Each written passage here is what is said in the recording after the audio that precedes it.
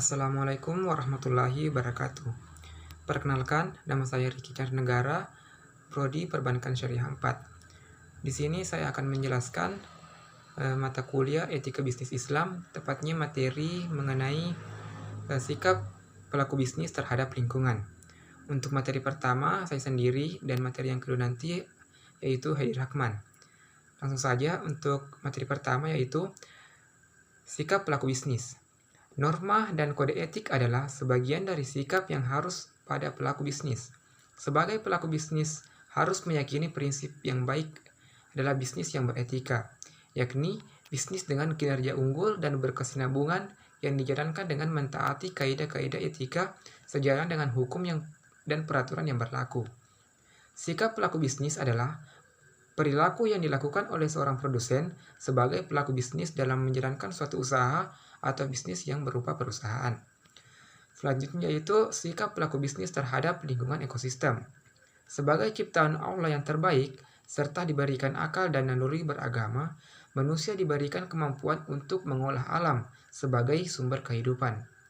Dalam berinteraksi dan mengelola alam serta lingkungan hidup, manusia sebagai pelaku bisnis mengemban 3 amanah dari Allah Subhanahu wa taala, yaitu yang pertama al-intifa, atau Allah yang mempersilahkan kepada umat manusia untuk mengambil manfaat dan mendayagunakan hasil alam dan dengan sebaik-baiknya demi kemakmuran dan kemaslahatan.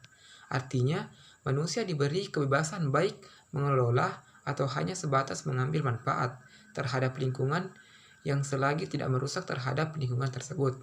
Yang kedua, al-itibar. Artinya manusia dituntut untuk senantiasa memikirkan dan menggali rahasia di balik ciptaan Allah, seraya dapat mengambil pelajaran dari berbagai kejadian dan peristiwa alam agar supaya pertambahan dan ketakwaan kepada Allah Subhanahu wa taala. Berpikirlah tentang ciptaan Allah dan jangan berpikir tentang zat Allah.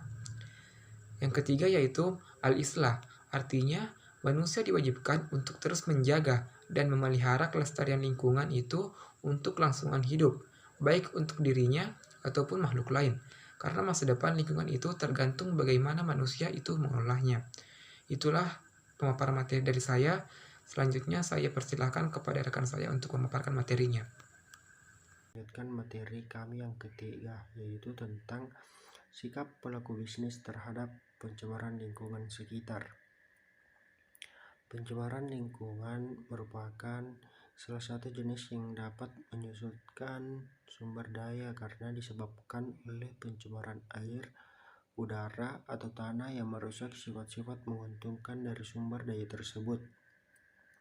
Mengendalikan pencemaran lingkungan merupakan salah satu tantangan besar dalam bisnis kontemporer, walaupun polusi saat ini semakin menarik kepedulian masyarakat.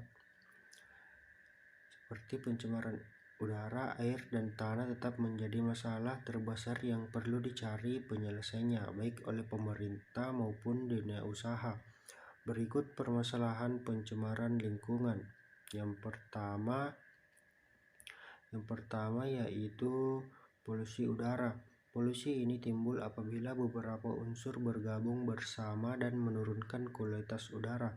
Polusi udara sendiri meliputi pemanasan global, perusakan lapisan ozon, dan hujan asam. 2. Polusi air. Seringkali perusahaan membuang limbahnya ke sungai di sekitarnya tanpa terlebih dahulu mengolahnya menjadi tak beracun. Akibatnya, air sungai tercemar sehingga tidak layak dipakai oleh masyarakat. Yang ketiga, polusi tanah. Kontaminasi akibat bahan-bahan kimia dan kurangnya kesuburan tanah menjadi salah satu dampak akibat dari pembuangan limbah secara sembarangan.